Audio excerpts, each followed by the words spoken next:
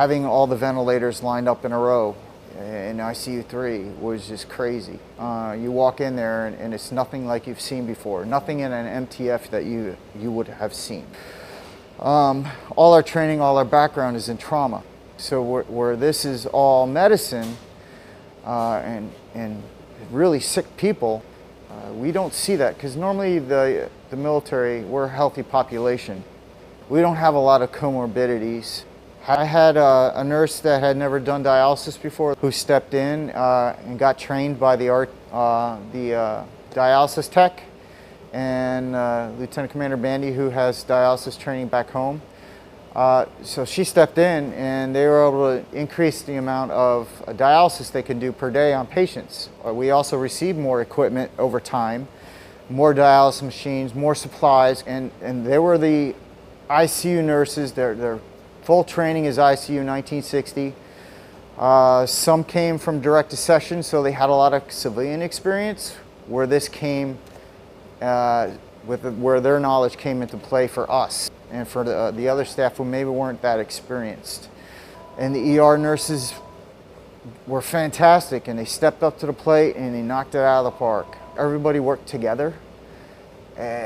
If somebody needed help, another nurse was over there, or corpsmen were over there helping them out. Our victories were the ones we extubated. Those were our victories. Our first one that we extubated, she actually went down to the ward and was able to walk out of here. Yeah, she had two little girls at home, and talked to them on the phone. A lot of times where the nurses were holding the cell phones up so that, you know, the patients and the family can talk to one another, or the family could just talk to the patient because the patient was intubated. So in the last patient we took off yesterday, we rang the bell because that was our last patient. I brought the first one on, I took the last one off. I didn't expect to bring the first one on, but I did. Because of that, I wanted to take the last one off, because this was a great mission. It was great how the new staff integrated with us and how on board they were, because you don't see what we did, you know, what we had to experience here. You don't see that in an MTF. Open bay ICUs don't exist except on this ship or the Mercy. And then when we switched from COVID negative to positive, what was the purpose of the ISO room? A good idea was suggested to convert it into a negative pressure procedure room. And that was the function that it served after that. And where the surgeons or the docs would go and intubate, or they would do trachs, or they do bronchoscopies. That negative pressure kept all the stuff from going out into the ship's atmosphere, which is extremely important. That's what we do. You know, that's one of the greatest things I think about military, is that people know how to make stuff happen.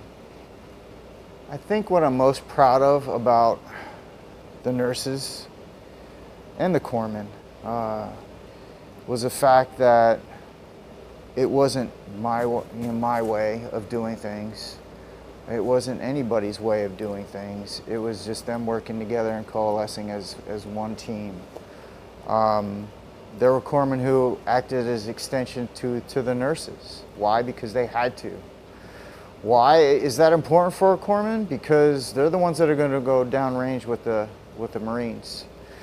They're the ones that are going to be on a ship by themselves, taking care of the crew. So they need to know how to do that stuff, and my nurses made sure they taught them. I think that was one of the best things about this mission, is the training that went on. It was see one, do one, teach one. That's what this nursing staff did. This is something that we've never done before. But each and every one of you have something to be very proud of. I said, make sure people who follow you know what we did on this mission, so that they don't forget. It just melded together, and it made for a miraculous experience, I feel, for everybody. I'm humbled to have been a part of this, you know, and to serve with these individuals. And you know, I go to war with them any day. Any day, I'll go to war with them.